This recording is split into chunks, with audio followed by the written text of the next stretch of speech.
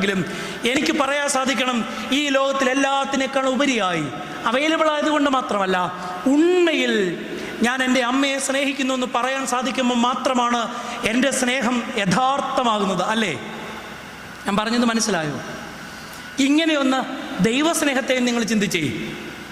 എൻ്റെ ജീവിതത്തിലെ എല്ലാ അനുഭവങ്ങളുടെ മധ്യത്തിലും ഞാൻ ഇപ്രകാരം ഉണ്മയിൽ നിന്നെ സ്നേഹിക്കുന്നുവെന്ന് പറയാൻ ദൈവം നമ്മുടെ മുൻപിൽ വെക്കുന്ന അനുഭവങ്ങളാണ് നമ്മൾ പ്രതീക്ഷിക്കാത്ത അസാധാരണമായ ചില സംഗതികൾ.